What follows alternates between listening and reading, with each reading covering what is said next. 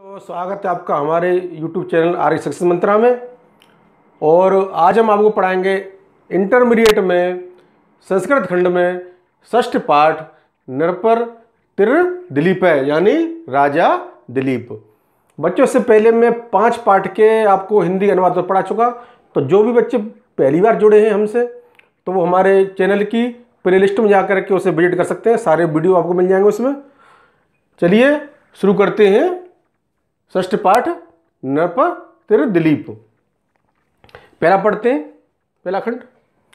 वैवस्वतो मनुर्नाम माननीयो मनीषणाम आसीन्म हीच्छता माध्य है प्रणवश छंद सा मेव। ये शब्दार्थ करेंगे पहले। वैवस्वत यानी वैवस्वत होता ही है। मनुर्नाम, मनुर्नाम मतलब राजा मनु, ये मनु का नाम है। मनुर्नाम यानी मनु नाम। माननीय और माननीय यानी पूज्य। मनीषणाम, मनीषणाम बोलते हैं, मनीष बोलते हैं विद्वानों को। आसीन्म हीच्छता माध्य, ये 3 शब्दों से बना हुआ है। आसीन धन हीच्छताम धन आद्य, यानी आसीन माने हुए, इच्छता माने राजाओं में, और आद्य माने प्रथम। प्रणवश छंद साम्यव, ये प्रणवश छंद साम्यव का अर्थ होता है वेदों में ओम की भांति। इसका बेटा शब्दार्थ थोड़ा कठिन है। पहले शब्दार्थ जब समझ लोगे तो अर्थ समझने में बिल्कुल दिक्कत आपको नहीं आएगी, क्योंकि पूरा का मतलब यह है प्रणवश छंद साम्यव का मतलब है वेदों में ओम की भांति। चलिए इसका हिंदी अनुवाद करते हैं। यहां शुरू करेंगे मनीषणाम से। विद्वानों में पूज्य, विद्वानों में पूज्य, वेदों में ओम की भांति, वेदों में ओम की भांति। मच्छिताम राजाओं में प्रथम। मनुर्नाम वैवस्वत मनु नाम के राजा हुए। द्वारा देखेंगे इसको। विद्वानों में पूज्य, वेदों में ओम की भांति, राजाओं में प्रथम, वैवस्वत मनु नाम के राजा आसीनम हुए। अगर आप देखेंगे तदन्वये शुद्ध मत प्रसूत है शुद्ध मत रह दिलीप इत राजेंद्र रिंदु क्षीर निधा वेव। पहले इसका शब्दार्थ देखते हैं। इसमें शब्दार्थ ही मुख्य है। अगर आपको शब्द का अर्थ समझ में आ गया फिर अर्थ इसके अनुवाद में आपको दिक्कत नहीं आने वाली। इसमें है तदन्वय। तदन्वय होता है उत्पन्न होना। तदन्वय मतलब उत्पन्न हुए। शुद्ध मत, शुद्धि तो शुद्ध होता है मति, मति बोलते हैं बुद्धि को, बुद्धि का बोलते हैं मति, यानी शुद्ध मति से युक्त। प्रसूत, प्रसूत माने उत्पन्न होना यानी उत्पन्न हुए। शुद्ध मत्र, शुद्ध मत्र है, शुद्ध मत्र है, मत्र बोलते हैं वंश को, मत्र माने वंश। तो देखिए यहां पर शुद्ध मति है, समझ रहे बात को। यहां शुद्ध मत है और यह शुद्धि मत्तर है। मति मान होता है बुद्धि और मत्तर हो गया वंश। तो यहां शुद्ध वंश से मतलब है, यह शुद्ध बुद्धि से मतलब है। दिलीप इत राजेंद्र रिंदु क्षीर निधा वेव। दिलीप राजा का नाम है। राजेंद्र इंदु, ये राजेंद्र इंदु है। इसमें 2 शब्द मिले हुए हैं, एक राजेंद्र और इंदु। राजेंद्र बोलते हैं राजाओं में श्रेष्ठ, इंदु माने चंद्रमा। क्षीर निधा भेव, क्षीर निधि, क्षीर निधि बोलते हैं क्षीर सागर को। किसे बोलते हैं? क्षीर सागर को। चलिए इसका अर्थ करते हैं। या शुरू करेंगे।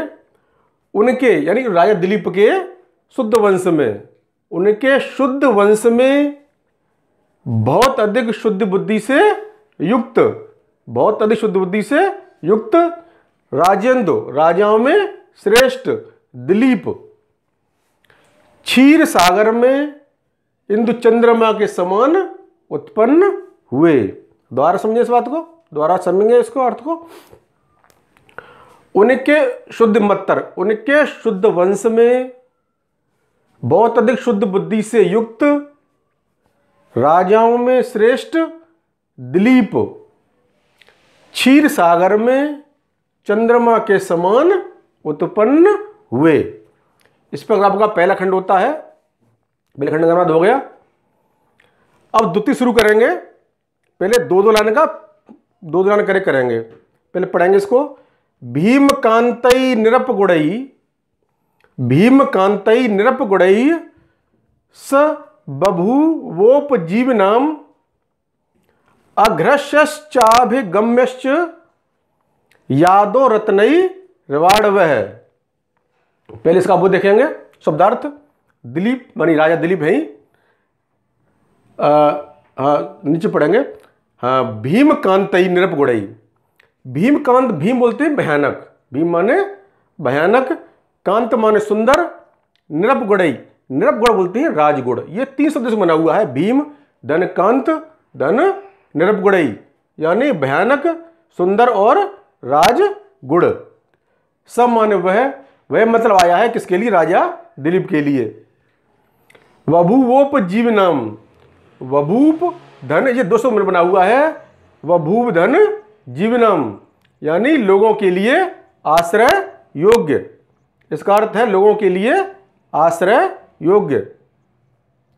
अघ्रश्चाभिगम्यश्च, यानी ये भी 2 शब्द मिलकर बना हुआ है। एक तो अघ्रश्च, दूसरा अवगम्यश्च।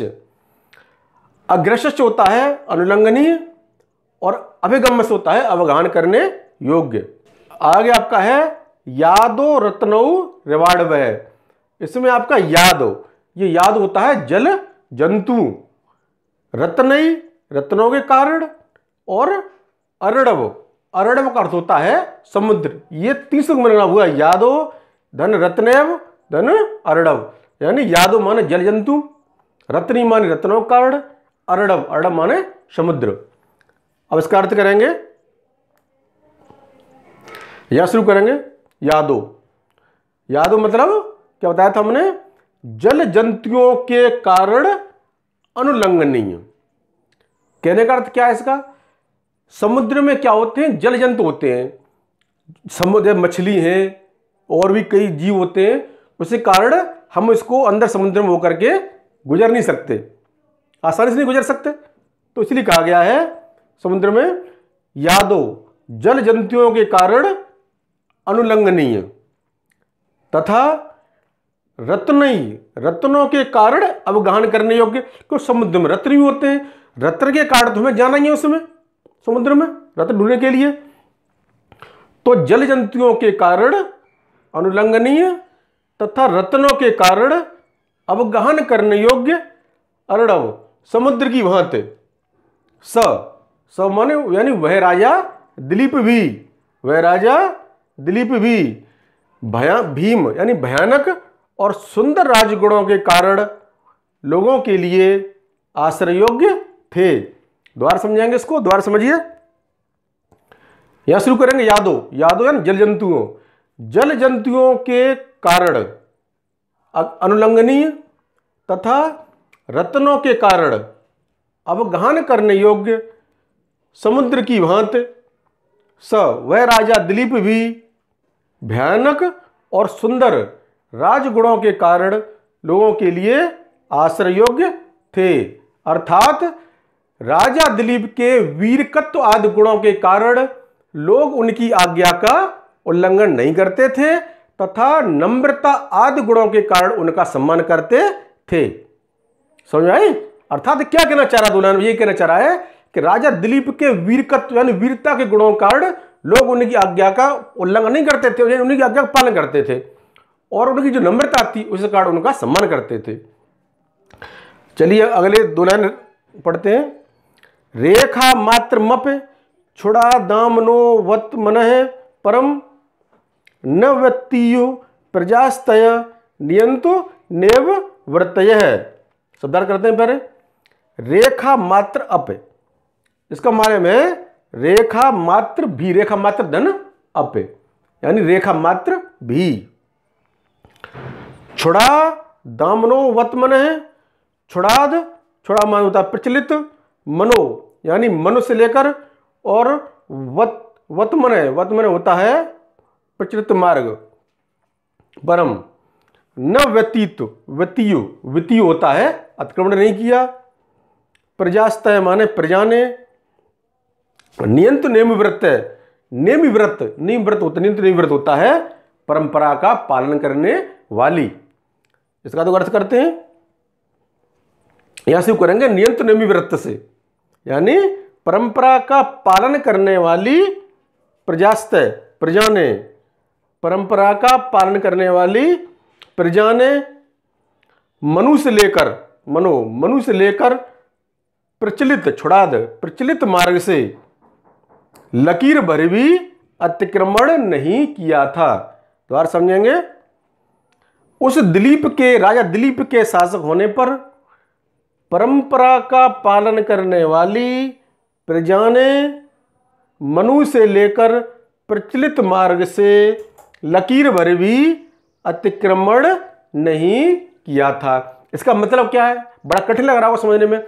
इसका यह कहना चाह रहा है कि जिस प्रकार कुशल रथ हाँकने वाला अपने रथ के पहिए की परिधि के उपयुक्त मार्ग से रेखा मात्र भी विचलित नहीं होने देता, उसी प्रकार कुशल शासक दिलीप के राज्य में परंपरा का पालन करने वाली प्रजा महाराज मनु के बताए मार्ग से तनिक भी विचलित नहीं होती थी। यानी राजा इतने अच्छे थे कि जैसा राजा दिलीप कहते थे उनकी प्रजा भी वैसे ही करती थी। इसमें इस पाठ में संदर्भ भी होगा, तो इसमें संदर्भ से होगा लिखेंगे जिसके प्रस्तुत श्लोक हमारी पाठ्य पुस्तक के संस्कृत खंड में संकलित नृपतिर दिलीप नामक पाठ से उद्धृत है। अब ये 33 का खंड है, ये नृपर दिलीप राजा का 33 चलेंगे। आकार सदृश प्रज्ञ है, प्रज्ञया सदृशा गम है, आगमयी सदृशारंभ, आरंभ सदृशो दय है। तो सबसे पहले इसका शब्दार्थ करेंगे। आकार सदृश प्रज्ञ, ये आपका 3 शब्दों से बना हुआ है। आकार धन सदृश धन प्रज्ञ है।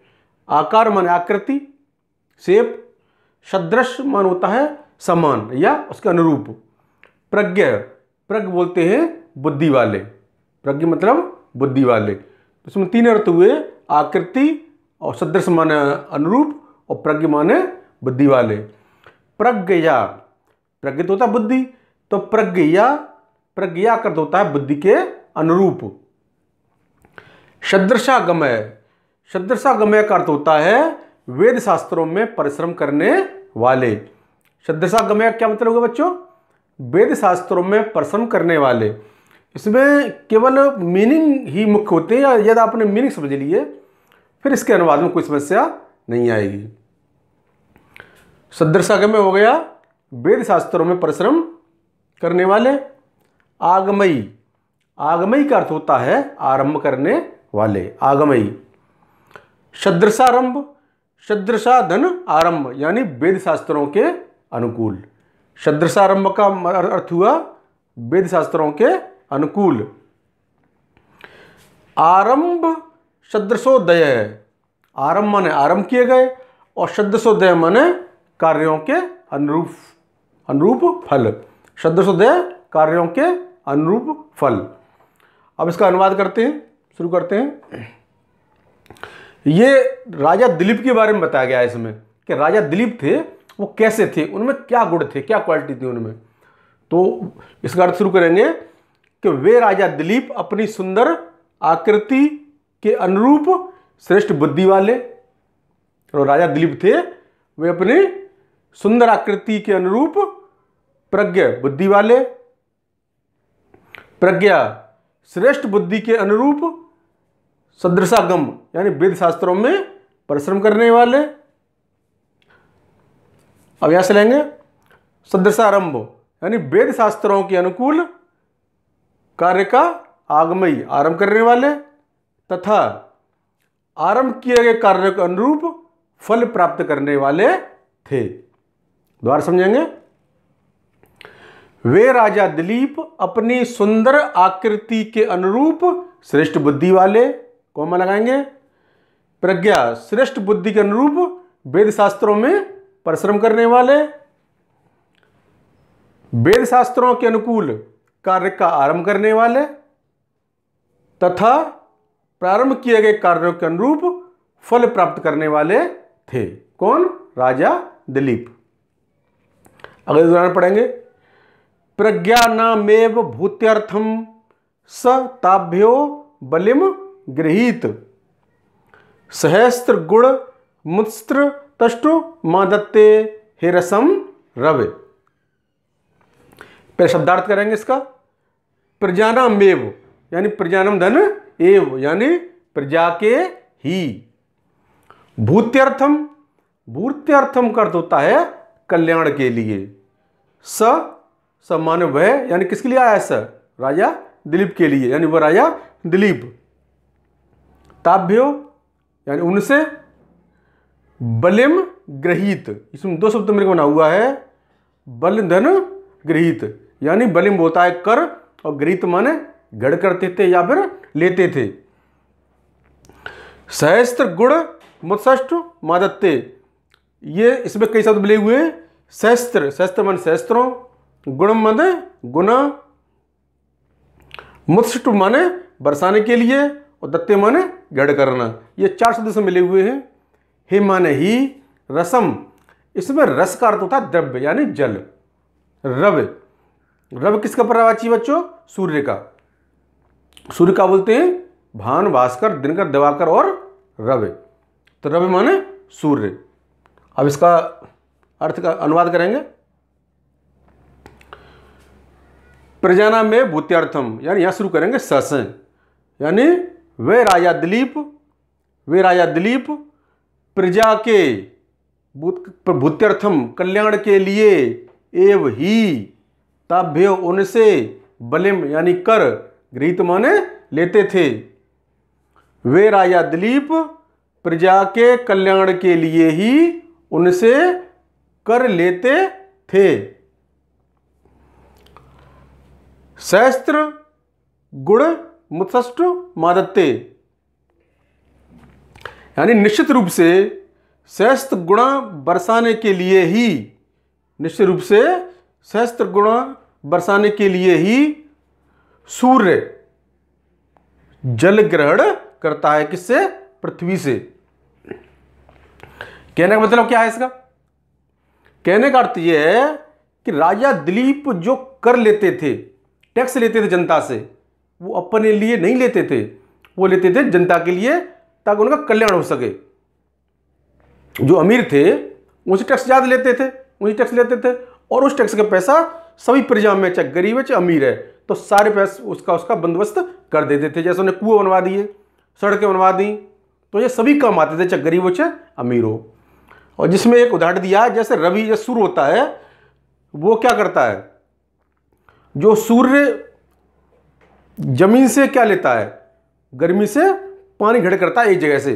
कहाँ से पानी उड़ता है? ऊपर वाष्प द्वारा, समुद्र से, नदियों से, तालाबों से जो इकट्ठा है, संचित है, वो पानी लेकर के भाप बन के ऊपर उड़ जाता है, और फिर चारों तरफ वो समान रूप से बारिश करता है। हर जगह खेत खलिहान, हर जगह पानी पहुंचता है। तो वही गुण राजा का था। राजा कर तो लेते थे लेकिन अपने लिए नहीं, वो जनता के कल्याण के लिए कर लेते थे। तो वे राजा दिलीप प्रजा के कल्याण के लिए ही उनसे यानी जनता से कर लेते थे। निश्चित रूप से सहस्त्र गुणा यानी सहस्त्रों गुणा बरसाने के लिए ही सूर्य पृथ्वी से जल ग्रहण करता है ताकि वो चारों तरफ जल को फैला सके। अगला चलेंगे चतुर्थ की ओर। सेना परिच्छदतस्य द्वयमेवार्थ साधनम शास्त्रे स्वकुंठिता बुद्धि मौर्वी धनुष चातता। सबसे पहले इसका शब्दार्थ देखेंगे। सेना परिच्छदस तस्य, इसमें 3 शब्द मिलने को बने हुआ है। एक तो सेना है, ये सेना आर्मी, दूसरा परिच्छद यानी उपकरण, और तस्य माने उसका। द्वयमेवार्थ साधनम, इसमें 3 शब्द मिलके हुए हैं। द्वयम धन, अर्थम धन, साधनम, यानी 2 ही अर्थ और साधन वाली। शास्त्रे सुकुंठिता, इसमें शास्त्रों में प्रखर, शास्त्रों में प्रखर। बुद्धि मौरवी, बुद्धि मौरवी, ये मौरवी बोलते हैं प्रत्यंचा। प्रत्यंचा बोलते हैं जो डोरी, जो धनुष में जो डोरी बांधी जाती है जिस पर के बाण चला जाता है, तो उस डोरी को क्या बोलते हैं? प्रत्यंचा। धनुषी तो धनुष है ही है। और चातता, चातता माने च धन आतता, च माने और, आता माने चढ़ी हुई। अब इसका अर्थ करेंगे, उस राजा दिलीप की, राजा दिलीप बात हो रही है इसमें, उस राजा दिलीप की सेना तो तस्य उसका क्या थी? परिच्छद यानी उपकरण ही थी। यानी उस राजा दिलीप की सेना तो उसका उपकरण या केवल शोभा मात्र ही थी, यानी सेना ही सब कुछ नहीं था उसके लिए, राजा दिलीप के लिए। उसके अर्थ और साधन वाली, अर्थ साधनम, उसके अर्थ और साधन वाली द्वय, यानी दो वस्तुएं थी। उसके अर्थ और साधन वाली दो वस्तुएं थी। कौन दो वस्तुएं थी? शास्त्रेश कुंठिता, एक तो शास्त्रों में प्रखर बुद्धि, कहने मतलब जो राजा थे वो शास्त्रों में बहुत निपुण थे, उन्हें शास्त्रों का बहुत अच्छाई से गहराई से ज्ञान था। और दूसरे क्या था? दूसरा था धनुषी, धनुष पर चढ़ी हुई प्रत्यंचा, यानी उनको राजा दिलीप को धनुर्विद्या में बहुत ही पारंगत थे, उनको धनुर्विद्या का बहुत ही अच्छा ज्ञान था। द्वार समझिए इसको। उस राजा दिलीप की सेना तो उसका केवल एक उपकरण या शोभा मात्र थी। उसके अर्थ और साधन वाली दो ही वस्तुएं थीं, एक तो शास्त्रों में प्रखर बुद्धि, एक तो शास्त्रों में प्रखर बुद्धि, और दूसरी धनुष पर चढ़ी हुई प्रत्यंचा। आगे पढ़ेंगे। तस्य संवृत मंत्रस्य गूढ़ाकारेंग तस्य च फलानुमेया प्रारंभा संस्कारा प्राक्तना एव। पहले शब्दार्थ करेंगे। तस्य माने उस मतलब उस राजा दिलीप की बात हो रही है इस समय। संव्रत मंत्रस्य, ये 200 में बना हुआ है। संव्रत धन मंत्रस्य, संव्रत का अर्थ होता है गुप्त, मंत्रस्य यानी मंत्रणा वाले, गूढ़ाकारे, गूढ़ बोलते हैं गुप्त, आकार माने आकार, अंग तस्य माने संकेत वाले, चकार होता है और, चमान होता है और, फलानुमेया यानी फल धन अनुमेया, यानी फल मतलब फल से ही, अनुमेया माने जानने योग्य, प्रारंभा, परमा बोलते हैं कार्य का आरंभ, संस्कारा यानी संस्कारों के, प्राक्तना, प्राक्तना का अर्थ होता है पूर्व जन्म, प्राक्तना का होता है पूर्व जन्म के, एवं माने समान, जिसका अर्थ करते हैं। यहां करेंगे गुप्त मंत्रणा वाले, संव्रत मंत्रस्य, संव्रत माने गुप्त, मंत्रणा वाले, गूढ़ाकारे गुप्त आकार, और संकेत वाले। क्या हुआ? गुप्त मंत्रणा वाले कौन लगाएंगे? गुप्त आकार और संकेत वाले। तस्य यानी उस राजा दिलीप में, उस राजा दिलीप के प्रारंभा कार्यों का आरंभ, प्राक्तना पूर्व जन्म के संस्कारों के समान, फलानुमेया फल से ही जानने योग्य था। द्वार समझेंगे इसको। कहां शुरू करें? यहां शुरू करेंगे। गुप्त मंत्रणा वाले कौमा लगाएंगे, गुप्त आकार और संकेत वाले, उस राजा दिलीप के कार्यों का आरंभ पूर्व जन्म के संस्कारों के समान फल से ही जानने योग्य था। तो ये आपके राजा दिलीप में कुल 4 का अनुवाद हो चुका है। इसमें टोटल कुल 8 खंड हैं।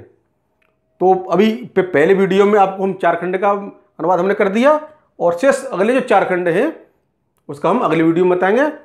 तो बच्चों, अगर आपको मेरा ये वीडियो पसंद आए तो उसको लाइक करें, अपने दोस्तों के साथ शेयर करें, तथा मेरे चैनल RK सक्षम मंत्रा को सब्सक्राइब करें, साथ ही बेल आइकन प्रेस करें, जिससे कि आपको मेरी वीडियो नोटिफिकेशन समय से प्राप्त हो सके।